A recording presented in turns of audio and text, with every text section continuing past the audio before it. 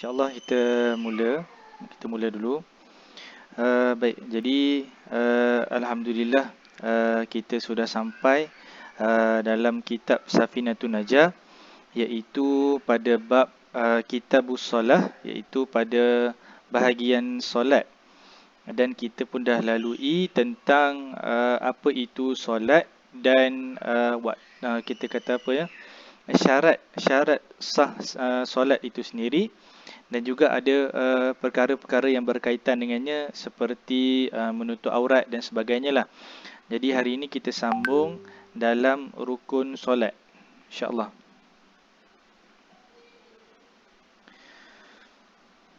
Baik. Qala al-musannif rahimahullahu taala wa nafa'ana bi'ulumihi fid dharain amin. Bismillahirrahmanirrahim. Alhamdulillahirabbil alamin wassalatu wassalamu ala sayyidina Muhammadin wa ala alihi wa sahbihi ajma'in. Qala rabbi shrah li sadri wa yassir li amri wahlul 'uqdatam min lisani yafqahu qawli. Wa qala subhanaka la ilma lana illa ma 'allamtana innaka antal alimul hakim. Wa la haula wa la quwwata illa billahil aliyyil azim. Baik. Jadi hari ini kita masuk dalam rukun solat. Baik, okay, nanti dia akan disebut apakah maksud rukun. Apakah maksud rukun dan apakah maksud syarat. Sebab rukun dan syarat dia benda yang sama dan dia juga benda yang berbeza. Rukun solat dan juga syarat solat dia benda yang sama tetapi dia juga benda yang berbeza. Tu nanti pening kan. Okay, nanti kita akan cerita nanti. Baik, di sini ditulis fasal. Rukun solat ada 17. Ada 17. Ini pendapat yang dipegang oleh kebanyakan ulama mazhab Syafi'i. Ada 13 rukun dalam solat beserta tamakninah. Bila kata dalam kurungan tu disebut pendapat yang dipegang oleh ramai ulama mazhab Syafi'i, mazhab kita di Malaysia lah, dan juga kita boleh kata majoriti di seluruh dunia banyak mengamalkan mazhab Syafi'i. Baik, jadi mereka ni banyak berpegang semayang ada 13 rukun sahaja. Tapi 13 rukun tu dia tambah sekali dengan tamakninah. Maknanya bukan jadi 14. Maknanya tamakninah tu dah ada dalam rukun-rukun yang tertentu. Contoh macam rukuk, i'tidal, sujud, duduk antara dua sujud. Tu. Jadi dia dah masuk dalam tu. Jadi yang ada 17 ni maknanya dia bawa keluar yang tamakninah tu. Contohnya apa? Tamakninah ketika rukuk, tamakninah ketika i'tidal, tamakninah ketika sujud, tamakninah ketika duduk antara dua sujud. Maka 4. 13 tambah 4 maka jadilah 17. Tu dia. Tu yang jadi 17 tu. Sebab dia bawa keluar tamakninah tu. Tapi kalau kita kira 13, tamakninah tu dah masuk dalam rukun-rukun tu yang kita sebut tadi. Baik. Seterusnya, rukun itu ialah tata cara. Rukun tu kita panggil kaifiat lah. Bahasa Arab panggil kaifiat, bahasa Melayu kita panggil cara ataupun tata cara. Tak tahu apa beza tata cara dan cara, kan? Nampak macam sama je makna dia. Baik, rukun itu ialah tata cara yang merangkumi perkara yang wajib. Jadi itu yang sama rukun dengan syarat. Syarat wajib buat, rukun wajib buat. Kalau kita kata wajib, apa maksud dia? Wajib di sini ialah bukan makna wajib kita faham dalam usul fiqh ataupun kita faham lah. Makna wajib tu perkara yang bila kita buat dapat pahala, kalau tinggal dapat dosa. Katakan kita tak baca Fatihah dalam semayang. Kita tak baca, adakah berdosa? Dia tak mesti macam tu. Tetapi yang maksud wajib di sini ialah berkaitan dengan sah dan batal semayang. Jikalau kita tidak melakukan perkara yang wajib, maka sembahyang kita tidak sah. Tu maksud dia. Kalau kita melakukannya, maka sembahyang kita sah. Tu. Baik. Perkara yang berada di dalam solat itu dinamakan rukun. Ini yang nak bezakan rukun dan juga syarat. Sebab apa? Rukun dia perkara yang berada di dalam solat. Adapun perkara yang berada di luar solat itu pula dinamakan syarat. Ini dia duduk di luar semayang. Mana kata bukan dia duduk di luar. dia mesti sudah ada sebelum kita semayang. Itu maksud dia. Itu pula dinamakan syarat. Jadi bila dia ada sebelum sembahyang, maka dia perlu dikekalkan sehinggalah kita selesai sembahyang. Contohnya apa? Contoh menghadap kiblat. Menghadap kiblat mesti sebelum sembahyang. Bukan kata dia serentak kan. Kita nak takbir tu, sebelum takbir kita menghadap ke sini contohnya, kiblat menegak macam ni. Jadi kita pun nak angkat takbir, kita pun sama-sama Allahu Akbar. Itu tak jadi tu. Sebab dia mesti menghadap kiblat sebelum daripada kita mengangkat takbir lagi atau kita niat semayang lagi. Tu kan. Ada yang nak saja nak test kan. Kiblat dengan masuk niat tu serentak. Dia buat macam tu. Dia tak boleh. Dia mesti sebelum tu. Dan juga ada wuduk. Wuduk pun masuk dalam syarat sah solat. Dia mesti ambil wuduk sebelum solat. Tak ada orang ambil wuduk masa dia tengah semayang. Allahu Akbar, kemudian dia ambil semayang. Tak ada tu. Ataupun ambil selepas semayang. Itu pun tidak sah. Baik. Okey, jadi kita tengoklah. Rukun dia ada semua, dalam ni disebut 17. 17. Baik, yang pertama niat. Sekejap ya. Manja, tutup pintu bilik jap. Bawa CD keluar. Okey, ambil sini. Okey, baik. Tu ada anak kan, jadi kacau sikitlah kan, nanti bising ke apa ke kan, nanti tak boleh nak khusyuk. Okey. Baik, rukun yang pertama ialah niat. Jadi suara jelas kalau tak jelas bagi tahu. Yang pertama niat. Rukun yang pertama ialah niat. Yang dikira niat pada bab solat dan lain-lainnya ialah dengan hati. Tu dia. Maknanya yang dikira ialah, maknanya dalam solat yang dikira niat ialah dengan hati. Maknanya tak terpakai bila kita niat sama ada kita sebut. Sebut bukan niat ataupun kita dengar orang. Tolong niatkan untuk aku kejap, kita cakap kawan kita. Kawan kita pun niatkan untuk kita. Jadi bukan kawan kita tu sendiri. Sebab tu perbuatan kita. Tak sah kita minta orang niatkan untuk kita. Tu. Ini kalau semayang dah. Tapi kalau kita nak kata sedekah, kita nak bersedekah, boleh kita minta dia niatkan untuk kita. Tu. Jadi contoh kita bagi duit dekat dia. Kita kata, Ali, tolong bawa duit aku ni, bawa ke masjid, niatkan duit tu untuk sedekah, kita kata sedekah lah, maknanya masuk dalam tabung anak yatim ke dan sebagainya. Maka itu boleh diniatkan, maknanya wakilkan kepada orang. Tapi kalau kita kita sendiri nak semayang, niat tu mesti datang daripada kita. Ataupun kita kan dah meninggal, katakan anak kita boleh niatkan bacaan Fatihah untuk kita. Tu tak ada masalah. Tapi dalam semayang kita sendiri kena niat untuk diri sendiri. Tu. Maka tidak memadai dengan bertutur dengan keadaan lalainya. Jadi masuk keadaan lalai, maknanya dia tak ingat apa yang disebut, ataupun kita kata ketika dia takbiratul ihram, dia duk fikir benda lain selain daripada niat. Jadi kebiasaan, walaupun kita tak rasa kita niat, tapi sebenarnya kita niat. Tu pening sikitlah bab ni. Jadi contoh kita sebelum kita niat, kita sebut usalli fardhu zuhri 4 rakaatin adaan. Katakan kita sembahyang jadi makmuman lillahi ta'ala. Kemudian kita ingat apa yang kita sebut tu, kemudian kita takbir Allahu Akbar, maka itu sudah dikira kita dah niat. Sebab kita ingat benda yang kita sebut tadi, dan kita memang kita kata tak diganggu ataupun tak memikirkan benda lain daripada niat, maka sah niat kita.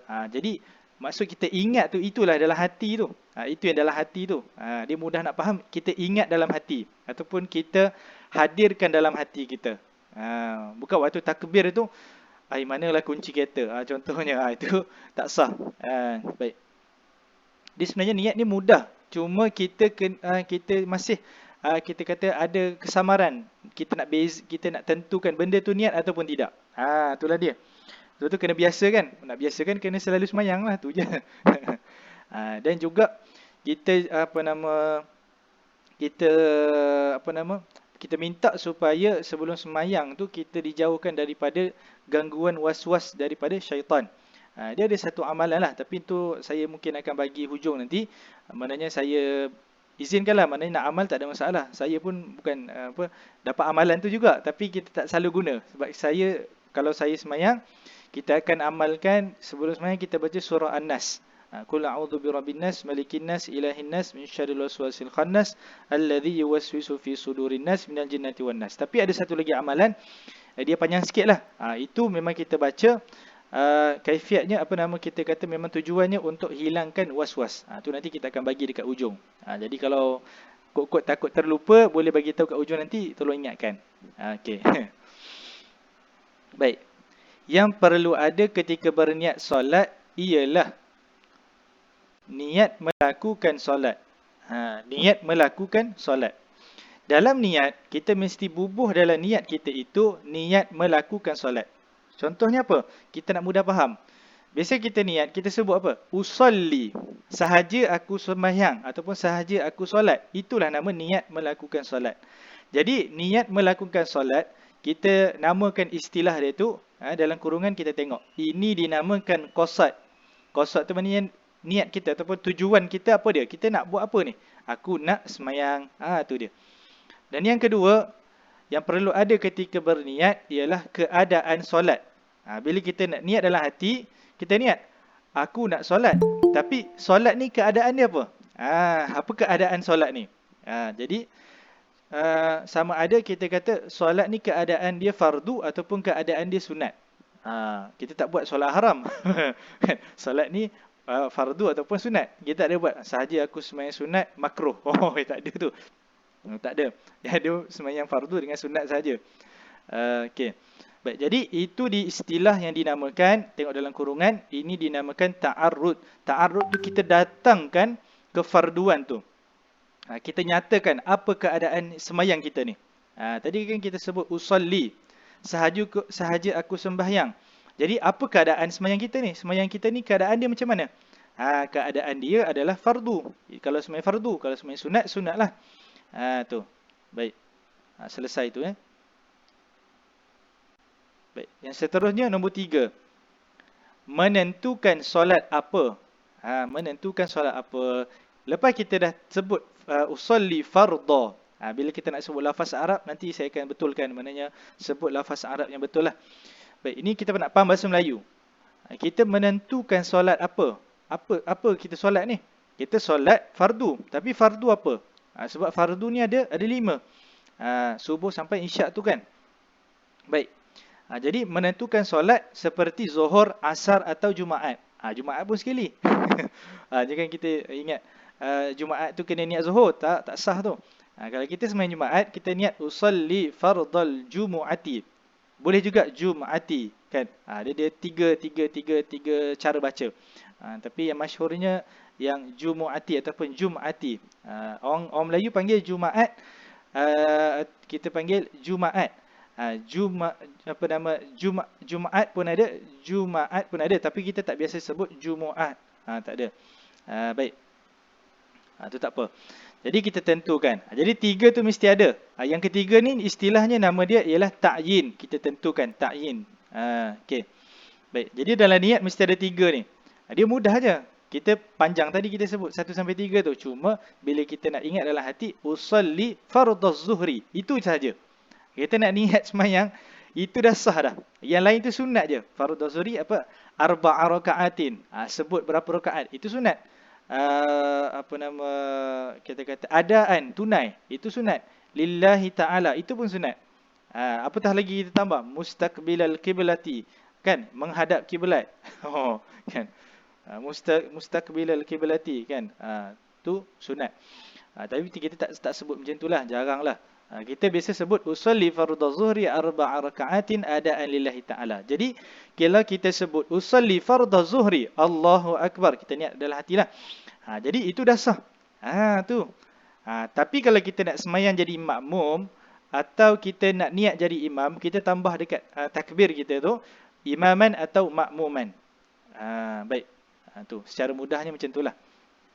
Baik. Kemudian wajib menghadirkan ketiga-tiga itu di dalam fikirannya, Dalam hati atau kita, fikiran ni kita faham kat otak kita atau kepala kita, tapi maksud fikiran ni dekat hati. Sebab niat tu kat hati. Jadi ulama' dia membahaskan, kita ni fikir pakai apa? Kita pakai otak ke pakai akal? Tu perbahasan ulama' lah. Fikir pakai otak ke pakai akal? Kita pakai akal, tapi akal tu duduk kat mana? Jadi ada ulama' dia membahaskan akal yang dimaksudkan tu ialah berada di dalam hati. Kita memikirkan dengan hati. Maknanya kita fikir mana secara apa? Disebut dalam Al-Quran kan. Afala tatafakkarun, afala ta'qilun. Kemudian tabsiratan liulil albab kan. Liulil albab. Ini orang yang mempunyai, kita kata, kecerdasan akal.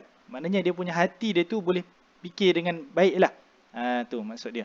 Dan sunat dia melafazkan niat itu untuk membantu hatinya. Yang kita sebut usolli fardhu zuhri itu hanyalah sunat sahaja, untuk membantu hati kita ingat waktu takbiratul ihram. Sebab dalam mazhab Syafi'i, takbiratul ihram dengan niat mesti duduk sekali.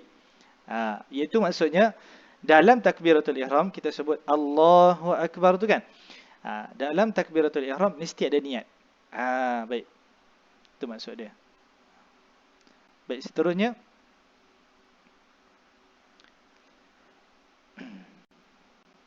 Keadaan niat itu pula mestilah berada dalam lingkungan takbiratul ihram. Lingkungan lafaz takbiratul ihram kita tu. Takbiratul ihram wajib disebut. Nanti kita akan sebut pada rukun yang kedua. Iaitu ketika menyebut Allahu Akbar. Daripada alif pada Allah sampailah ra pada akbar, itu tempoh kita nak niat. Jadi kalau kita niat sebelum dan selepas daripada takbiratul ihram, itu tidak sah. Cuma dekat sini diberi kelonggaran untuk orang yang ada penyakit was-was yang sangat teruk. Was-was yang sangat teruk ni iaitu orang yang dia mempunyai, katakan dia was-was teruk lah. Dia contohlah, dia letak barang 5 saat lepas tu dia lupa. Manalah tadi kan? Ataupun dia dah wuduk, kemudian 5 saat lepas tu dia lupa balik dia wuduk walaupun basah. Macam tu. Sampai teruk dan tak boleh diubat. Sebab tu was-was ni dia ada cara ubat dia lah. Sama ada melalui, kita kata mungkinlah dalam perubatan adalah kan. Tapi dalam agama pun ada dari segi amalan. Tu nanti kita akan sebut di hujung-hujung nanti. Baik. Yang kedua, takbiratul ihram. Baik. Takbiratul ihram tu itulah dia. Allahu Akbar. Bukan ni angkat tangan. Angkat tangan tu sunat. Kalau kita tak angkat tangan pun, kita sebut kan, Allahu Akbar, tangan kita lepas je. Tak buat apa-apa. Sah juga. Cuma dalam mazhab Syafi'i, dia makruh lah. Sunat kita angkat tangan dan kita letakkan tangan kita di bawah dada dan di atas pusat. Bawah dada, atas pusat. Macam tu. Baik. Kita tengok.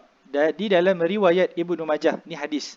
Rasulullah SAW bersabda, mafhum dia, pembuka solat itu adalah dengan takbiratul ihram. Maknanya kita mulakan solat kita mestilah dengan takbiratul ihram. Itu pembuka sembahyang. Dan disebutkan dalam hadis yang lain, penutupnya ialah dengan memberi salam.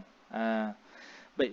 Di dalam riwayat Ibnu Umar radhiyallahu anhuma, ini sahabat Nabi, Rasulullah SAW mengangkat tangannya di paras kedua telinganya. Rasulullah ketika nak mengangkat tangan, mengangkat tangan itu bukan takbiratul ihram, itu perbuatan sunat ketika takbiratul ihram. Baik, itu kena bezakan. Jadi Rasulullah angkat tangannya mencapai paras kedua telinganya. Mungkin telinga saya tak nampak sebab kena tutup dengan headphone. Jadi kita tengok headphone saja. Allahu Akbar. Jadi di dalam kitab fiqh dihuraikan tangan tu macam mana? Paras telinga. Telinga, katakan sini cuping telinga, cuping ataupun kita kata yang kecil tu kan. Yang kecil tu bawah ni dan yang atas ni. Jadi adakah macam ni? Sebab kalau macam ni pun paras telinga. Macam ni pun paras telinga. Macam ni pun paras telinga. Jadi yang sebetulnya adalah kedua-dua ibu jari ni mengenai ataupun selaras dengan kita kata anak telinga ataupun cuping yang semua tu kan. Anak telinga yang kecil itulah. Kena sini. Dan yang jari-jari hujung ni kita kata panggil atraful asabi'. Atraful asabi' iaitu hujung-hujung jari ni selaras dengan atas telinga. Ini yang telinga atas ni lah. Macam tu. Jadi itu takbiratul ihram. Dan tangan ni menghadap ke arah kiblat. Jangan macam ni. Macam ni. Itu dia tak dikira lah. Cuma yang sebetulnya ialah menghadap kiblat. Kan? Tapi itu perbuatan sunat. Tak ada masalah. Kalau kata tak mampu nak buat, tak ada masalah. Dan kalau kita mengangkat dengan sebelah tangan, dia jadi, kita kata kalau mengangkat tangan tu kan, mengangkat dengan sebelah sahaja, itu makruh hukum dia. Kan? Angkat sebelah tu, kan, kita nak hai-hai orang. Baik. Apabila mula masuk solat, takbiratul ihram. Tu muttafaqun alaih. Jadi hadis ni diriwayatkan oleh Imam Bukhari dan Imam Muslim. Tu. Baik, rukun yang ketiga, berdiri bagi yang mampu. Maksud berdiri ialah berdiri betul dengan membetulkan tulang belakangnya walaupun dengan bersandar kepada dinding sekalipun. Jadi berdiri ni, apa maksud berdiri betul? Kita faham, berdiri macam biasalah. Bukan masuk berdiri macam biasa. Itu kalau nanti kita nak ajar orang ataupun nak ajar anak, maksud berdiri betul ialah tulang belakang kita tu mesti straight. Tulang belakang tu straight. Kaki tak straight, tak ada masalah. Kan ada orang kaki dia sengit, kaki dia macam ni ke dalam, keluar. Kan? Kaki dia tulang ke lutut dia, kan. tak tahu nak cakap lah. Tapi yang penting tulang belakang dia adalah straight. Kita kata tegak. Tu. Kalau macam kawat, kita kata orang yang tentera ataupun apa-apalah, kan, dia berkawat. Badan dia, tulang belakang dia tegak dan kaki dia pun tegak. Dia tak mesti macam tu. Dia tengok pada cara kita berdiri, kebiasaan. Kalau kita tegakkan tulang belakang. Jadi berdiri betul tu walaupun dengan bersandar kepada dinding sekalipun, tak ada masalah. Sandar kepada dinding tu tak batal sembahyang. Kalau ada yang tanya, sandar kepada dinding tak sah tu? Bukan, sah. Dalam kitab fiqh semua sebut macam tu. Baik. Jika seseorang itu berdiri dalam keadaan hampir menyamai rukuk sehingga tidak lagi dinamakan kedudukan itu sebagai berdiri, maka tidak sah rukun dia. Jadi kalau orang tu dia berdiri, tapi dia berdiri tu dia tunduk macam nak rukuk. Macam nak rukuk. Dan kita kata itu bukan berdiri, itu rukuk. Tu maka tidak sah hukum. Tidak sah rukun yang dia buat, ataupun kita kata tak sah sembahyang dia lah. Kan? Baik. Tetapi ada pengecualian. Iaitu jika seseorang itu lemah berdiri, dia berdiri semampunya. Kalau dia tak boleh nak berdiri tegak tulang belakang, dia berdiri semampu dia. Apa maksud semampu dia? Yakni dia, kalau kata dia bongkok, jenis orang yang bongkok dah tua ke dan sebagainya, ataupun ada masalah tulang belakang, kan, slip disc ke apa ke sebagainya, dia kena sembahyang bongkok, maka dia sembahyanglah macam mana dia boleh semaksimum. Tapi jangan paksa. Semaksimum yang dia selesa. Bukan kata dia kena paksa sampai berbunyi tulang tu ketak-ketak. Itu bukan macam tu. Sembahyang, kita kata ibadat ni dia tak sampai nak menyeksa kita. Dia yang mana kita selesa. Dan kalau mungkin kita bongkok, kalau kita tegak sikit, dia akan sakit. Kalau sakit tu maksudnya ialah sakit yang mengganggu khusyuk kita dalam sembahyang. Bukan kata sakit tu sampai kata berdarah-darah. Bukan. Dia ganggu khusyuk kita, tu maknanya kita tak perlu nak buat macam tu. Tu maksud dia. Baik. Habis itu, atau jika tidak boleh berdiri, dia duduk dengan apa cara sekalipun. Duduk ni tak ada masalah. Kalau nak sembahyang duduk tak ada masalah. Ni kita bukan bicara sembahyang atas kerusi, kita bicara sembahyang atas lantai. Duduk sama ada kita duduk macam tahiyat awal, atau macam duduk tahiyat akhir, atau macam kita duduk bersila, duduk yang kita kita pegang betis dan peha kita macam tu kan. Tu dipanggil duduk apa ya. Yang Rasulullah selalu buat apabila kita kata mungkin mendengar sesuatu kan. Menunjukkan Rasulullah ni sangat fokus. Jadi itu cara Rasulullah duduk. Ataupun duduk macam mana sekalipun. Tetapi kalau satu duduk ni dinamakan duduk, kita kata duduk anjing. Ataupun kita panggil sebagai iqaq. Iqaq ni adalah duduk macam duduk anjing. Tangannya di lantai, kemudian kaki dia macam mencangkung macam tu lah. Lebih kurang lah. Kalau kita tengok anjing duduk macam tu lah. Itu sah tapi makruh. Tu. Baik. Tetapi dia kata, dan yang afdalnya ialah duduk iftirash. Duduk iftirash ni duduk yang paling afdal. Yang kedua ialah duduk macam duduk tahiyat akhir. Tu. Baik. Habis itu. Jika tidak mampu duduk, maka dia berbaring di atas rusuk kanan atau kirinya. Kalau dalam kitab-kitab lama disebut lambung. Lambung ni bukan melambung bola. Lambung namanya rusuk. Rusuk kanan atau kiri. Tu tak ada masalah. Tapi yang afdalnya kanan lah. Kita ambil yang kanan. Kiri atau kanan itu tak ada masalah. Baik. Jika tidak mampu berbaring, maka dia berbaring terlentang. Baring terlentang macam inilah. Dengan meninggikan sedikit kepala dia menghadap kiblat. Jadi dia bila dia baring terlentang, dia mesti naikkan sedikit kepala dia untuk menghadap ke arah kiblat. Jadi dia sembahyang tu dia menggunakan kepala dia, isyarat. Kan kita contoh kata dia sembahyang, dia solat dalam keadaan terlentang. Kalau dia nak rukuk, dia turun kepala. Kemudian kalau dia nak sujud, dia turun kepala bawah sikit. Tu maknanya. Tu. Itu kalau kepala dia boleh gerak lah. Kalau tak boleh gerak, itu akan sebut nanti. Menghadap kiblat sama ada dengan menggunakan bantal atau seumpamanya. Kan ini kalau tidak menyakitkan kepala dia lah. Tapi kalau sakit, maka tak perlu. Baik. Jika tidak mampu juga, maka diisyaratkan solatnya dengan kelopak matanya. Guna mata, kan? Isyarat dengan kelopak mata. Nak rukuk, buat mata macam turun ke bawah, kan? Nak bangun, buka mata luas lah. Macam biasalah. Tu kita sendiri boleh buat, tak ada masalah. Tapi kita insya-Allah kan, semua boleh berdiri. Jaranglah orang yang kena semayang dengan cara-cara yang macam inilah. Baik. Jika tidak mampu juga, maka dirikan solatnya dengan hatinya, dengan dibayangkan perbuatan-perbuatan solat. Semayang dalam hati, kan? Mungkin mata kita boleh buka tapi tak boleh gerak, kan? Ataupun kita mata tak boleh buka, kan? Kita semayang tutup mata. Jadi kita semayang dalam hati je lah. Kan? Kita bayangkan perbuatan-perbuatan semayang tu. Tu. Baik. Tetapi solat ni walau macam mana sakit pun, dia tidak dikatakan tak perlu semayang. Dia tak ada macam tu, tak perlu semayang lah. Paling-paling kurang pun kita kata jamak, boleh jamak. Itu kalau kita musafir. Tapi nak kata tak payah semayang lah, dah sakit sangat, mana ada macam tu. Islam tak ajar macam tu. Islam ajar kalau tak larat berdiri, duduk. Tak larat duduk baring. Tak larat baring, terlentang. Tak larat terlentang, kita kata buat isyarat mata. Tak larat untuk isyarat mata, buat dalam hati. Baik. Kemudian kita akan tertanya, apakah solat-solat yang tadi tu kita semayang duduk, kita semayang baring dan sebagainya, adakah kena qada? Maka dijawab di sini, solat itu tak perlu qada semula. Baik.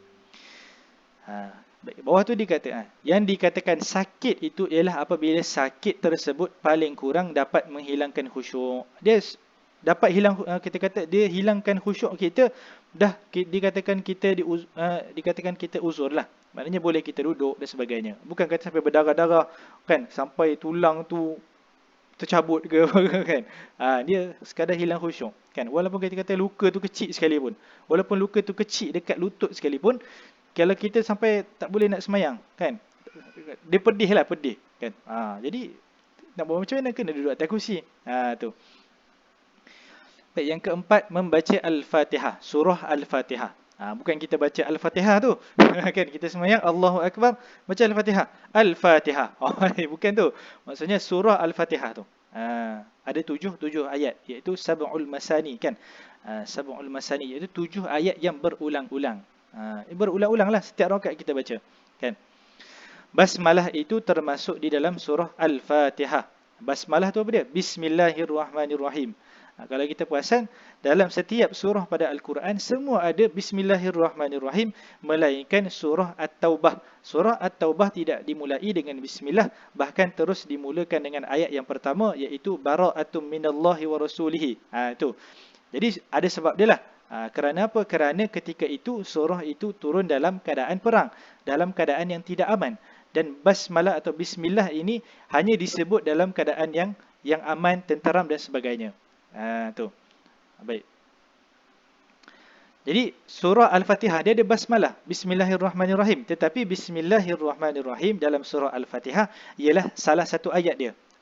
Tapi dalam surah lain itu tak termasuk dalam ayat dia, melainkan ada satu surah, saya tak ingat surah apa. Mungkin ada yang boleh tolong bagi tahulah. Tak ingat surah apa. Wa innahu bismillahirrahmanirrahim tu ada satu surah tu. Surah An-Naml ke? Tak ingat. Tu. Baik. Okey. Surah Al-Fatihah wajib dibaca pada setiap tu. Betul. An-Naml. Tu. An-Naml. Betul. Wa innahu bismillahirrahmanirrahim. Innahu min Sulaiman wa innahu bismillahirrahmanirrahim. Itu ayat dia. Tu. Surah Al-Fatihah wajib dibaca pada setiap rakaat. Sama ada solat fardu atau sunat. Sama ada ketika menjadi imam atau menjadi makmum. Kecuali makmum yang masbuk. Dia macam ginilah. Surah Al-Fatihah ni tiap-tiap rakaat wajib kita bacalah. Tu kita faham. Sama ada sembahyang fardu atau sunat. Ketika jadi imam atau makmum. Tetapi kecuali makmum yang masbuk. Makmum yang masbuk, katakan dia masuk. Makmum yang masbuk pun kena tengok juga. Kalau dia masuk ketika itu, imam masih lagi berdiri. Dan kita masih ada lagi sedikit masa. Katakan kita boleh baca Bismillahirrahmanirrahim. Jadi kita wajib baca Bismillahirrahmanirrahim. Tu. Tetapi kalau kita masuk tu imam dah rukuk, maka kita tak perlu langsung baca bismillah. Cuma kalau kita masuk tu dalam keadaan kita masbuk, iaitu kita masuk masbuk, iaitu kita tidak mendapat masa yang cukup untuk membaca Fatihah. Bukan kita sempat atau tidak baca Fatihah, bukan. Dikira pada masa yang sederhana untuk seseorang itu membaca Fatihah. Katakan dalam 30 saat, 25 saat, lebih kurang macam itulah, kan? 30 saat kita ambil yang sedang lah, kan? Baca dalam keadaan yang cantik lah. Dia punya makhraj pun cantik, kan? Dia punya mat tu pun okey. Jadi lebih kurang 30 saat. Baik, jadi 30 saat tu katakan dia dapat 10 saat je. Dia tak kisah sama ada dia boleh baca laju ataupun tidak. Tetapi dikira pada masa dia cukup atau tidak. Tu. Jadi kalau dia masuk ketika imam sudah rukuk, maka dia tak perlu langsung baca Fatihah. Tu maksud dia. Kalau ada soalan boleh tanya je terus dalam dalam mesej ke, ataupun terus boleh buka audio, buka mic tu. Baik, yang kelima ialah rukuk. Yang dikatakan rukuk ialah sekurang-kurangnya membongkok dalam keadaan sampai dua tangan kepada dua-dua lututnya. Maksud rukuk ialah sekurang-kurang tangan tu dah kena pada lutut. Walaupun dia kita kata macam tak rukuk, kan? Tapi tangan dia dah sampai kat lutut, itu dikira rukuk. Maknanya badan dia dah bongkok dah, tapi tak bongkok sepenuhnya, tak bongkok menegak. Kan? Yang lebih afdal ialah menyamakan sekali. Ini kata nak sempurnalah rukuk kita. Sebab tu kalau ada setengah-setengah, mungkin ustazah ke, dia mengajar budak-budak, dia kata mungkinlah disebabkan nak bagi budak tu solat dengan sempurna. Tetapi mungkin dari segi nak menyuruh tu dia tercakap. Kalau tak menegak ni, batal sembahyang. Tu kita jangan ajar benda yang macam tu lah. Tapi kita kena tegakkan badan. Tapi jangan kita cakap batal sembahyang kalau tak tegak badan. Tu salah tu. Itu maknanya yang dikatakan rukuk tadi adalah sekurang-kurangnya membongkok dalam keadaan sampai dua tangan. Bongkok tu dalam keadaan kita bongkok menegak ke, atau macam ni ke, kan? Ataupun dah macam nak berdiri sikit lah, tapi tangan kita kena lutut. Itu sah, tetapi makruh lah. Tapi kita kena adjust ayat kita nak mengajar budak-budak ataupun anak murid kita. Jangan cakap kalau tak samakan belakang tu batal sembahyang. Dia bukan macam tu. Dia pastikan tangan tu kena pada lutut. Tu dia. Ni afdal lah. So kena ajar tu, kita bagi ayat tu kena betul lah. Tu. Menyamakan sekali belakang dan tengkuknya menjadi lurus serta meluruskan kakinya. Kaki pun kena lurus lah. Kaki tak lurus tak batal rukuk kita. Cuma makruh. Tu. Dua tapak tangannya memegang dua lututnya. Tu. Serta disunatkan juga menjarangkan anak-anak jarinya. Menjarangkan bukan sampai macam ni. Sampai macam ni lah. Jarang sedikit sahaja. Tetapi jarang tu jari kita menghadap ke arah kiblat. Jarang bukan sampai macam ni. Macam ni dia bukan nak kata macam tu. Bukan maksudnya begitu. Cuma menjarangkan ialah jarang sedikit, tetapi jari kita menghadap ke arah kiblat. Itu yang sunat lah. Baik. Yang keenam, tamak ninah ketika rukuk. Tu yang kita sebut tadi. Rukun semayang ada 17. Sebab apa? Tamak ninah dia bawa keluar. Jadi satu rukun yang lain. Tu.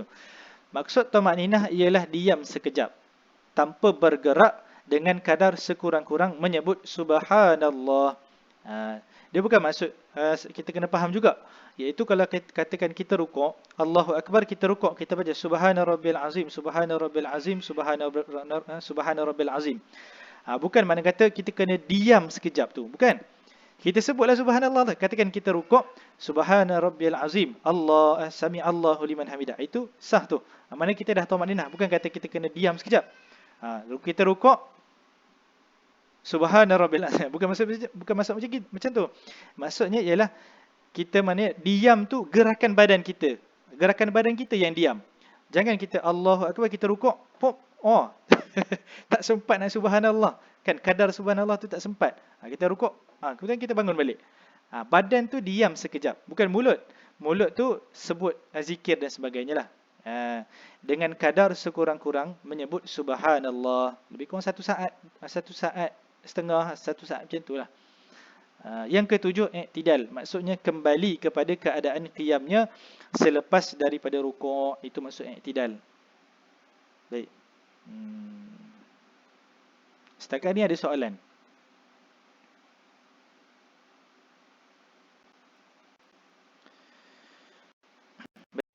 Baik, kita terus lagi. Rukun yang ke-8.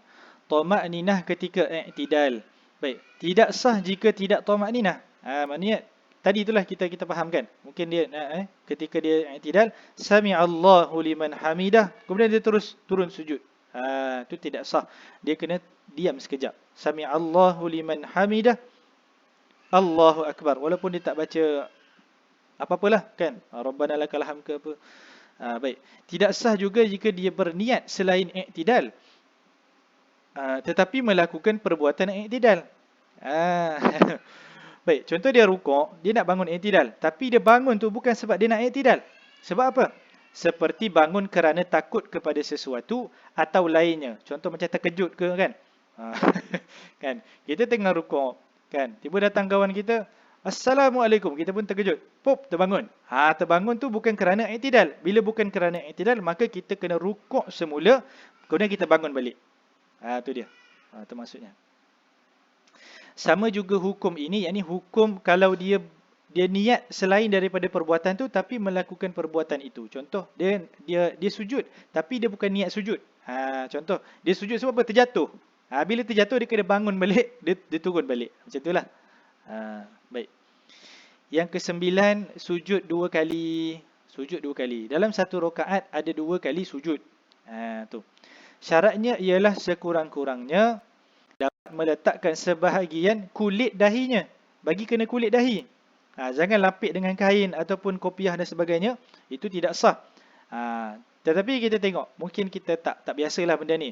Kadang-kadang ada orang tu, dia punya bulu kepala dia sangat banyak. Kan, katakan bulu dia ni, katakan bulu kening lah. Bulu kening tumbuh penuh.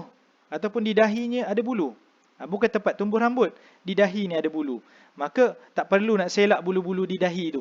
Di dahi yang sinilah. Yang atas tempat tumbuh rambut ni kena selak. Yang ataupun di kening, kena pada dahi. Tak perlu selak. Terus saja sujud. Tak ada masalah. Sebab itu masuk kawasan dahi. Kan? Tu. Baik. Yang kedua, meletakkan. Ini dia punya syarat kita nak sujud tu. Dia mesti ada 6 syarat ni lah. Kedua, meletakkan sebahagian daripada kedua-dua lututnya. Ini sebahagian saja, bukan semua lutut kena bubuh kat lantai tu. Ini kita tengok lutut kita bubuh semua, tekan semua bagi kena. Bukan semua, sebahagian. Yang mana katakan lutut kita tajam. Jenis orang lutut dia tajam. Kena yang tajam tu lah, kan? Kena sikit. Yang ketiga, meletakkan sebahagian daripada perut, tapak tangannya dan jarinya, kan? Ini sekurang-kurangnya lah. Kalau kita kata contoh, katakan ni lantai lah. Lantai kita macam ni, kemudian kita ada ruang sedikit macam ni lah. Ruang sedikit, maka itu dikira sah juga. Cuma yang lebih afdal ialah sentuh semua ni lah. Kita kata menempelkan semua, bagi lekat dekat tanah tu, itu lebih afdal. Kalau tak kena semua tak ada masalah. Baik. Keempat, meletakkan sebahagian daripada perut jari kakinya. Apa maksud perut jari kaki? Contoh ni jari kaki. Ataupun macam mana nak buat? Macam ni lah. Ni perut jari kaki kan. Contoh ni, bayangkan ni kaki. Bagi kena yang di jari-jari itulah. Jari di kaki ni dia tak panjang. Kita boleh sama kalau kita mampu nak menempelkan semua, silakan. Kalau tak mampu tak ada masalah. Kalau tak nak buat pun tak ada masalah. Ikut semampu kita. Kan? Ada orang dia menempelkan ibu jari saja. Yang ni tak menempelkan. Adakah sah? Sah. Disebut dalam kitab Matlaq Badrain, walaupun dengan satu jari. Walaupun dengan satu jari sahaja. Sebab tu kita tengok ada orang dia buat satu jari je. Sah, tetapi afdalnya bagi semua kena. Tu. Yang kelima, syarat yang kelima ialah memberatkan kepalanya dengan berat kepala dan lehernya. Ni tak faham. Kan? Kalau kita baca sekali tak faham, kena ulang lagi sekali. Syarat yang kelima ialah ketika nak sujud, memberatkan kepalanya, beratkan kepala kita dengan berat kepala. Berat kepala dengan berat kepala. Berat kepala kita nak fikir. Tu. Maknanya apa? Kita letak kepala kita dengan menggunakan berat yang ada di kepala kita. Katakan kepala kita memang dah berat dah. Tetapi maksud dekat sini, jangan kita sujud, kita seolah-olah kita elak nak letak kepala tu. Tu maksud kita tak beratkan dengan berat kepala kita. Maknanya berat kepala dan leher lah. Maknanya kita sujud macam biasalah. Maknanya kalau dahi kita dah kena betul dekat lantai, itu dah sah. Itu dah sah. Ini kalau dia kena macam tak kena je, kan? Macam tak kena, macam ni je, kan? Itu maknanya dia tak letak dengan berat kepala. Dia tahan. Dia tahan, tu maksud dia. Disyaratkan juga, ini syarat yang keenam, meninggikan punggungnya daripada kepala. Katakan ini sujud. Ini kepala, ini punggung dia. Punggung dia mesti di atas, kepalanya mesti di bawah.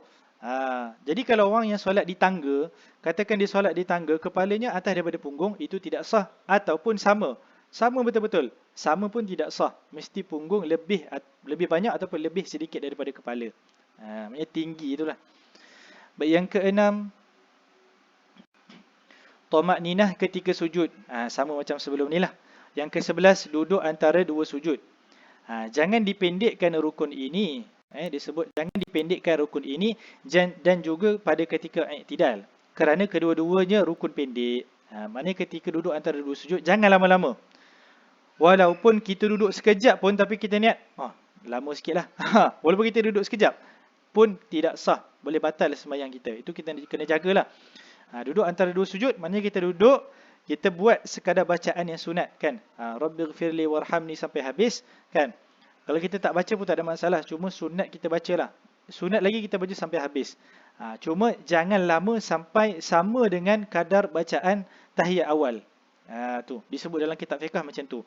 Dan juga i'tidal. I'tidal jangan lama lah. Jangan lama sampai kadar bacaan Fatihah. Tu. Baik. Kalau ada soalan tanya dalam chat ni pun boleh tanya. Okey. Baik. Terus lagi. Tamakninah ketika duduk. Duduk antara dua sujud tadilah. Samalah macam sebelum ni. Kemudian yang ke-13 ialah tasyahud akhir. Demikian ialah bacaannya. Jadi tasyahud akhir ni kita mesti jaga sebab dia rukun dari segi bacaan. Sama macam Fatihah. Kena jaga sabdu, kena jaga alif lam, kan, baris yang mati, baris yang atas, bawah, depan, panjang, pendek, tu mesti jaga betul. Kalau tak betul sebutan, maka tidak sah bacaan. Tu. Baik, apa lafaz dia? At-tahiyyatu. Jadi mesti sebut at-tahiyyatu. Tak boleh sebut at-tahiyyatul mubarakatus salawatut. Tu. Alif tu hilang. Bila alif tu hilang, maka tidak sah bacaan tasyahud akhir. Ni kena praktis selalulah. At-tahiyyatul mubarakatus salawatut tayyibatu lillah. Jadi ada setengah orang dia baca at-tahiyyatul mubarakatul salawatul tayyib. Tul mana tu dah. Jadi dia mesti kita kata tut tayyibat, kena ada sabdu, kena sambungkan tu. Assalamu alayka ayyuhan nabiyyu wa rahmatullahi wa barakatuh. Assalamu alayna wa ala ibadillahis salihin. Asyhadu an la ilaha illallah wa asyhadu anna Muhammadar Rasulullah. Tu. Allahumma salli ala sayyidina Muhammad. Ini bacaan yang sekurang-kurangnya lah. Tetapi lebih afdal kita baca selawat Ibrahimiyah. Ini selawat Ibrahimiyah kita akan tengok. Wa ala ali sayyidina Muhammad. Dia yang warid daripada Nabi tak sebut sayyidina. Cuma khilaf ulama, ada ulama bagi, ada ulama tak bagi. Tu tak ada masalah, kita nak buat dengan tak buat tak ada masalah. Kama sallaita ala sayyidina Ibrahim wa ala ali sayyidina Ibrahim wa barik ala sayyidina Muhammad wa ala ali sayyidina Muhammad kama barakta ala sayyidina Ibrahim wa ala ali sayyidina Ibrahim innaka Hamidum Majid. Itulah. Ada lagi satu lafaz, iaitu at-tahiyyatu lillah salamun alayka ayyuhan nabiyyu wa rahmatullahi wa barakatuh salamun alayna wa ala ibadillahi salihin. Itu lafaz yang lagi satu, tak ada masalah. Jadi mesti kita guna lafaz yang telah warid lah. Lafaz yang memang warid daripada hadis Nabi. Tu. Kemudian yang ke-14 ialah duduk pada tasyahud akhir. Tasyahud akhir dia mesti dibuat dalam keadaan duduk. Tu. 15, selawat kepada Nabi sallallahu alaihi wasallam. Lafaz yang paling sedikit ialah dengan menyebut Allahumma salli ala Muhammad. Itu dah madai. Yang ke-16 ialah salam. Maksudnya apa? Ialah mengucapkan salam yang pertama. Itu yang sebenarnya rukun. Salam yang pertama adalah rukun. Paling kurang ialah dengan menyebut Assalamualaikum. Kalau kita bagi salam Assalamualaikum, Assalamualaikum, ataupun sekali je, kita tak paling kepala pun. Fil alamin innaka Hamidum Majid. Assalamualaikum. Lepas tu kita bangun, kan? Kita bangun, kita gelak-gelakkan kawan ke apa. Itu dah sah sembahyang kita. Tetapi maknanya tak afdal lah begitu. Afdal ialah kita palingkan kepala ke kanan dan ke kiri. Kemudian kita disunatkan tambah lafaz warahmatullah. Assalamualaikum warahmatullah. Assalamualaikum warahmatullah. Macam itulah. Dan yang ke-17 ialah tertib, mengikut turutan. Jadi habis itu rukun sembahyang. Baik. Jadi rukun sembahyang ni panjang sikit lah. Baik. Jadi kita tengok seterusnya pada niat solat. Niat solat ni kita laju je sebab kita dah ada sebut tadi. Fasal, niat ada 3 tingkatan. Maknanya ada tingkatan niat. Maknanya kita tengoklah. Yang pertama, jika solat fardu. Kalau solat fardu macam solat subuh sampai isyak tu, wajib berniat melakukan solat. Apa wajib berniat melakukan solat? Iaitu qasad, iaitu usalli tu. Tu. Dan ta'yin. Yang ni apa? Menentukan jenis solat. Kita tentukan fardu, bukan fardu, zuhur ke asar ke, itu ta'yin. Serta ta'arud, kita sebut fardu ke sunat. Jadi kalau zuhur ni kita nak sembahyang fardu ke sunat. Disebut oleh dalam kitab fiqh bahawa kalau kita sebut usalli zuhra, apa tu? Allahu akbar. Kan? Dan kita tak sebut fardu, maka solat tu sah, cuma dijadikan solat itu sebagai solat sunat, bukan solat fardu. Mesti sebut usalli fardhu zuhri. Kalau kita sebut usalli zuhra, maka dia jadi solat sunat. Tu. Jika solat sunat yang ditentukan waktunya, solat sunat dia ada 2, solat sunat yang kita kata kerana waktu, dan solat sunat kerana sebab. Kerana waktu seperti solat sunat rawatib, solat sunat duha, kan? Yang memiliki sebab seperti solat sunat gerhana, solat sunat solat jenazah, kan? Seperti solat sunat rawatib yang dilakukan sebelum dan selepas solat fardu. Atau yang memiliki sebab, maka wajib berniat melakukan solat dan ta'yin. Kalau solat fardu kena ada 3. Kalau solat sunat kena ada 2. 2 ni qasad dan juga ta'yin, iaitu kita sebut usalli, apa dia? Kita nak solat sunat rawatib, usalli zuhra contohnya. Itulah dia.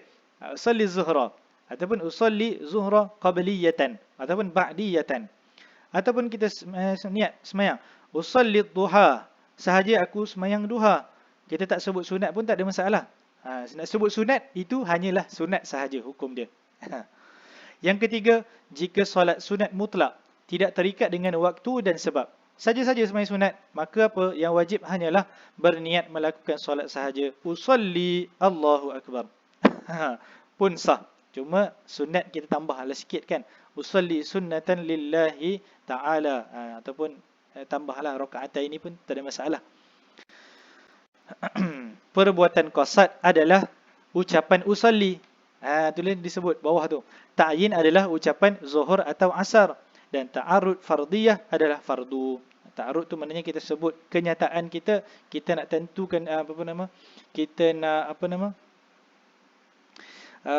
kita nak sebut solat tu dia keadaan dia apa.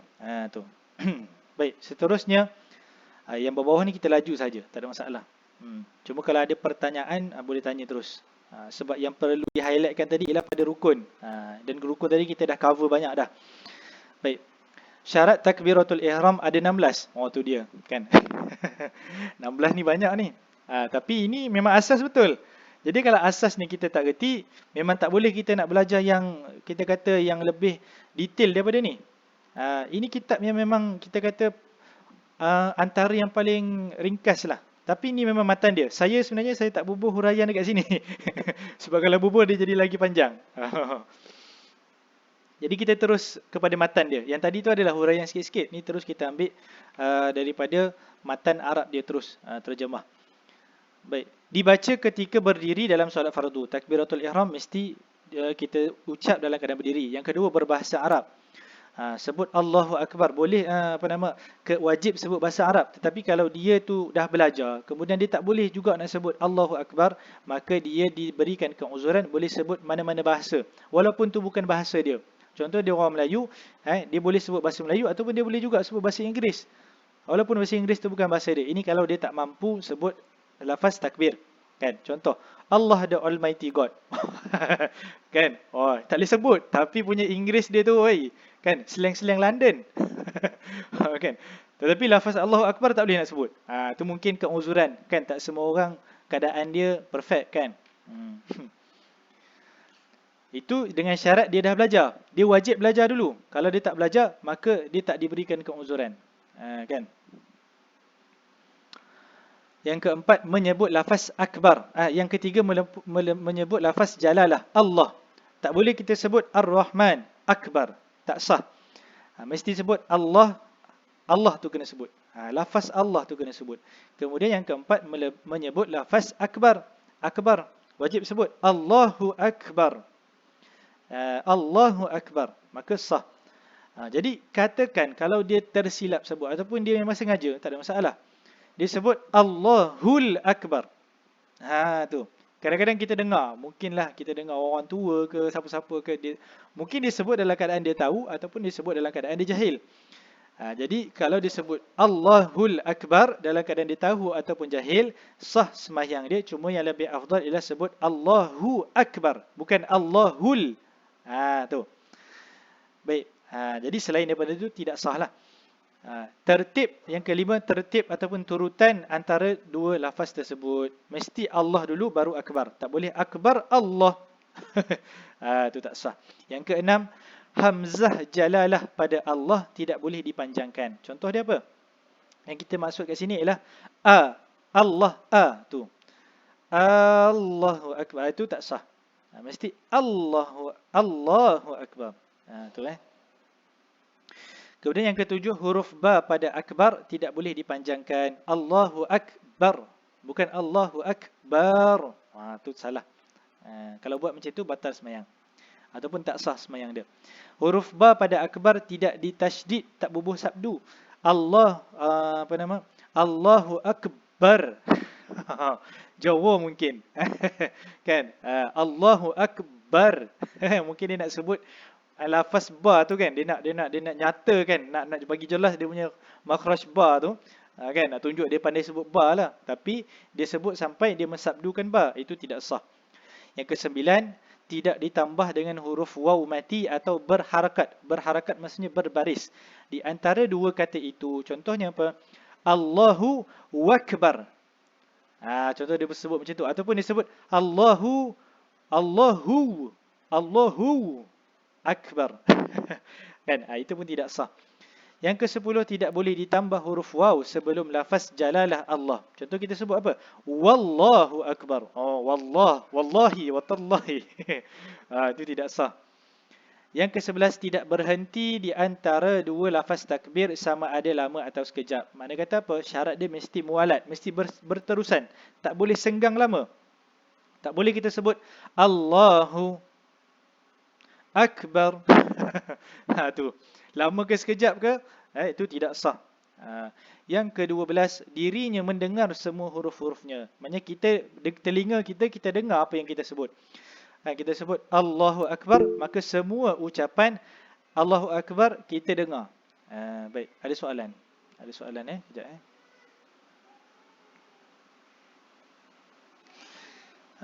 Sekejap nak tanya sebutan Allah, sebutan sebenar Allah.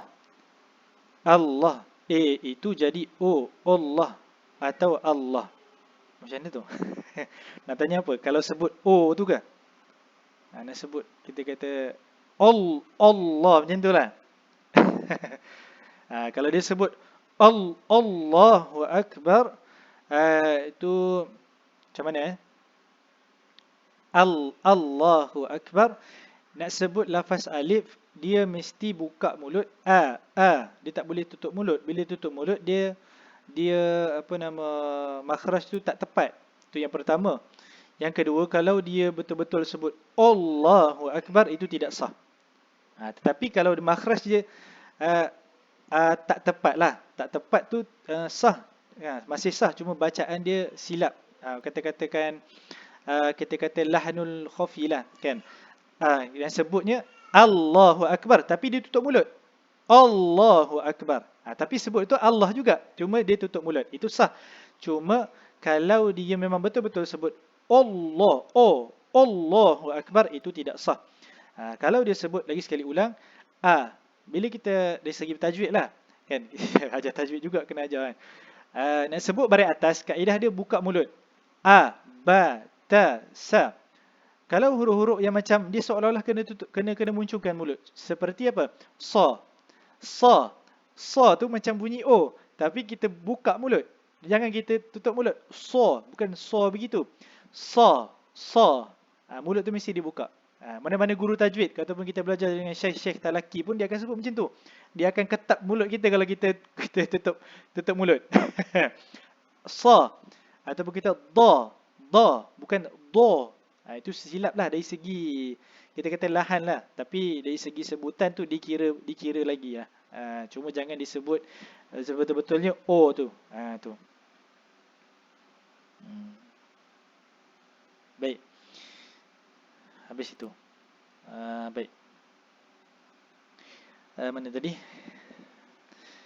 Yang ke-13, masuk waktu dalam solat yang ditentukan waktunya. Jadi dia takbir tu dan niat tu sekali ialah ketika sudah masuk waktu. Yang keempat, terjadinya sewaktu menghadap kiblat. Itulah kata dia. Kiblat ni mesti sebelum lagi daripada kita takbir itu. Sebab tak boleh kita, contoh kita duduk macam ni, kan, kita pun Allah. Kan, entah macam mana tu, kan. Dia mesti dalam keadaan yang sudah menghadap kiblat betul-betul. Kan. Sebab kalau kita buat macam tu, ada kemungkinan kita angkat takbir dalam keadaan kita belum menghadap kiblat. Tu dia. Sebab nanti bila kita buat macam tu, kita akan rasa syak. Tadi aku betul-betul menghadap kiblat kan? Sudah, kita yang cari pasal, kita sendiri yang kena anaya. Kan? Yang ke-15, tidak merubah satu pun daripada huruf-huruf takbir. Tak merubah baris ataupun tak merubah panjang dan pendek sebagainya. Tak mengubah sabdu jadi tak ada sabdu, kan? Yang ke-16, mentakhirkan takbiratul ihram makmum selepas daripada takbiratul ihram imam. Maknanya lepas imam selesai takbiratul ihram, baru kita takbiratul ihram. Jadi saya minta keizinan untuk lajak sedikit sampai 10.40. Paling lewat aku 10.45 lah. Kita nak habiskan ni, insyaAllah. Jadi macam ni, kita semuanya jemaah, imam Allahu Akbar, imam dah selesai sebut ra pada akbar, maka barulah kita boleh takbir. Kalau imam belum selesai Allahu Ak, pada ak tu kita akan takbir Allahu Akbar, maka tidak sah. Walaupun imam tu sebut dulu baru kita sebut. Sebab apa? Imam tu belum selesai habis sebut. Kena bagi dia selesai habis sebut. Serentak ataupun disebut selepas. Tetapi selepas tu imam tu belum habis sebut lagi. Jadi itu tidak sah. Apatah lagi disebut takbiratul ihram sebelum daripada imam lagi. Itu tidak sah. Baik. Itu ya. Kalau ada soalan tanya. Baik, habis itu. Habis dah kita sebut pada syarat-syarat takbiratul ihram. Seterusnya kita masuk kepada syarat al-Fatihah. Ni pun laju sajalah, tak ada masalah.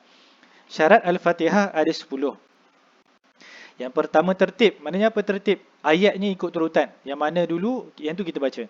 Yang kedua muwalat. Apa maksud muwalat? membaca Al-Fatihah tanpa terputus. Maksudnya apa? Kita baca Al-Fatihah. Alhamdulillahi Rabbil Alamin. Ar-Rahmanir Rahim. Maliki Yaumiddin. Itu mualat. Kalau tak mualat macam mana? Bismillahirrahmanirrahim. Alhamdulillah. Itu tidak mualat. Jadi, apa kaedah kita nak faham mualat ni? Apa kadar mualat? Iaitu disebut dalam kitab-kitab fiqah, mana-mana kitab pun lah, Matla' al-Badran dan sebagainya, ialah kadar senafas. Contoh, Bismillahirrahmanirrahim. Alhamdulillahi Rabbil Alamin. Tapi kalau dua nafas, Alhamdulillah, itu tidak sah. Mana kata, bukan sembahyang kita tidak sah, cuma kita kena ulang balik. Tapi kalau kita tak ulang balik, sembahyang kita tak sah lah. Kena ulang balik daripada awal tu balik. Walaupun kita dah baca sampai siratal ladzina an'amta alaihim, kita diam lama. Ghairil itu tidak sah sebab kita dah terputus mualat, maka kita kena perlu ulang daripada bismillah tu balik. Tu dia.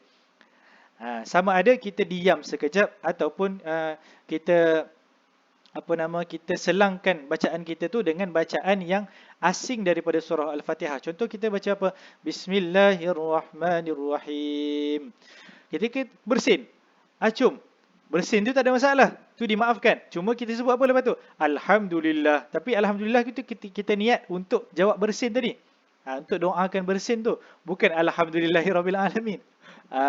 Jadi kalau macam tu, kena ulang balik daripada Bismillah. Tu.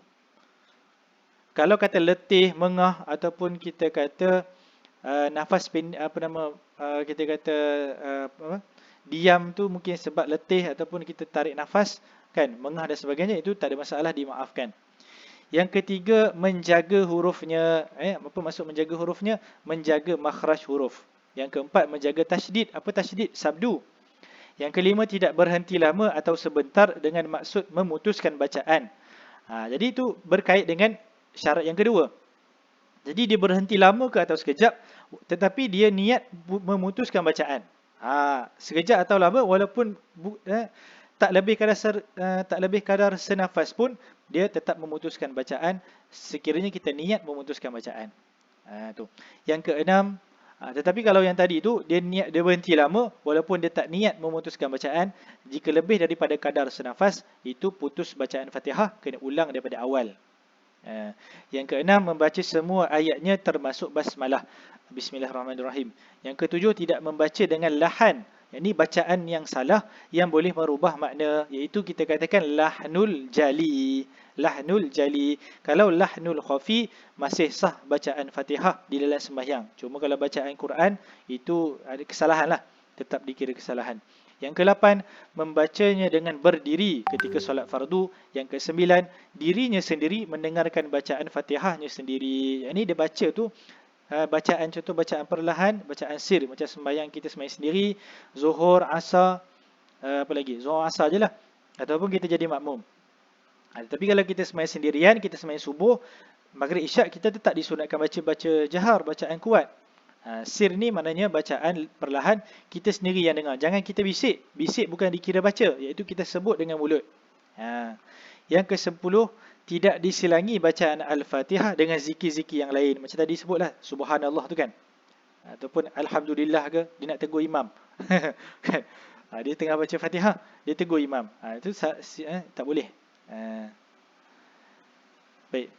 Tetapi dia boleh tegur imam, tu tak ada masalah. Tetapi dia kena ulang balik. Tu dia. Dia kena ulang balik. Katakan imam buat silap, jadi tak nak kena tegur. Bila dia tegur, bacaan Fatihah dia dah terputus, kita ulang balik. Tu. Wallahu alam, kalau ada pendapat lain tu nanti kita akan semak lagi lah. Baik. Seterusnya, tasydid pada Al-Fatihah. Dalam surah Al-Fatihah dia ada beberapa tasydid. Yang disebut di sini ialah memang ada 14 tasydid. Apa maksud tasydid? Sabdu. Yang pertama, bismillah. Bismillah tu. Bismillah tu. Bismillah pada atas huruf lam dalam lafaz Allah. Yang kedua, Ar-Rahman pada Ra, Ar-Rahim pada Ra juga. Alhamdulillah pada lam pada Allah. Rabbil Alamin pada Ba. Ar-Rahman. Dia silap tu. Ar-Rahman patutnya lafaz Arab dia Ar-Rahman kan. Ni sebut Ar-Rahim kan. Dalam kurungan tu disilap tu. Ar-Rahman di atas ra, Ar-Rahim di atas ra juga. Ad-din, Yaumiddin pada dal. Dal tu kan iyyaka na'budu. Pada ya tu kan.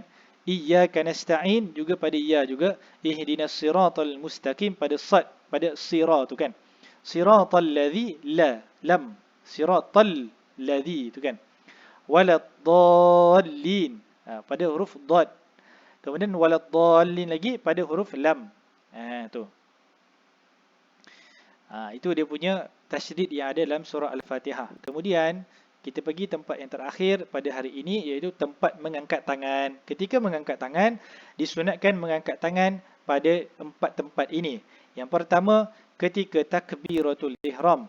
Ketika takbiratul ihram, Allahu Akbar, disunatkan mengangkat tangan, iaitu tangan menghadap ke kiblat dan direnggangkan sedikit, dan kedua-dua tangan ini menghadap ke arah kiblat. Tu. Dan paras tangan kita tu, yang ibu jari berada di anak telinga, yang telinga yang kecil, yang lembut tu kan. Yang kemudian hujung jari iaitu di sini kena pada atas telinga. Macam inilah. Allahu Akbar. Okey. Jadi 4 tempat. Yang pertama takbiratul ihram, ketika rukuk. Kita dah baca surah dan sebagainya, kita nak rukuk, Allahu Akbar. Kadang-kadang orang takbiratul ihram saja dia buat betul-betul. Nak rukuk dia macam ni je. Allahu Akbar. Sami Allahu liman. Kan? Macam ni je. Macam ni tak dikira lagi. Dia buat tu maknanya tak dikira apa-apalah. Dia mesti buat tu betul-betul. Kan? Kebanyakan kita kata tok-tok guru kan, dia pentingkan benda ni. Sebab dia kata mana ada sah macam gitu. Kan? Memang takbir tu kena betul-betul dia punya kaifiat dia. Kalau buat macam tu tak dikira takbir. Takbir yang mengangkat takbir, mengangkat tangan tu. Tak dapatlah pahala sunat tu lah. Kan? Yang kedua rukuk, yang ketiga ketika i'tidal, bangun daripada rukuk, sami Allahu liman hamidah. Yang keempat ketika bangun daripada tasyahud awal, iaitu tahiyat awal, bangun daripada tahiyat awal, kan? Kita bangun, Allahu Akbar. Kan? Nak sebut Allahu Akbar, lafaz Allahu Akbar iaitu takbir intiqalat, takbir perpindahan rukun. Apa maksud dia? Ketika kita nak rukuk, kita akan sebut Allahu Akbar, kita rukuk. Allahu Akbar. Maka sebut Allahu Akbar itu bermula daripada pergerakan kita, start pergerakan kita sampailah habis pergerakan kita dekat rukuk. Bukan kita dah rukuk dah, Allahu Akbar. Dia mesti Allahu Akbar. Macam tu. Kalau kita nak i'tidal, Sami'allahu liman hamidah. Dia lebih cantik begitu. Ulama kata lebih cantik macam tu. Jangan Sami'allahu liman hamidah. Ataupun Sami'allahu liman hamidah. Yang jelasnya Sami'allahu liman hamidah. Dah habis dah. Tapi dia tak habis lagi sebut. Tu tak cantik lah. Baik. Mesti sebut dia betul-betul pergerakan kita tu. Sebab apa? Nak bagi pergerakan kita itu sentiasa tidak sunyi daripada bacaan zikir. Baik. Terakhir ialah jika mengangkat sebelah tangan, dia takbir, kan? Allahu Akbar. Hukumnya makruh. Tu. Baik, jadi sekadar itu sahaja pada hari ini. Kita akan sambung lagi dalam perbahasan solat pada sesi yang akan datang. Mudah-mudahan mendapat kefahaman. Dan tak dapat banyak, dapat sikit. Kalau mungkin perlu ulangan, boleh tengok sahaja recording. Cuma recording yang lepas ada masalah sikit, jadi kita masih dalam proses nak edit lah. Nak edit, kemudian nak masukkan dalam YouTube tu lah untuk rujukan. Baik. Jadi sekadar itu sahaja. Wallahu alam. Yang baik itu daripada Allah Subhanahu Wa Taala, yang kurang itu daripada saya sendiri. Sekiranya ada kesilapan atau pembetulan, mohon dibetulkan. Baik. Jadi sekian itu sahaja.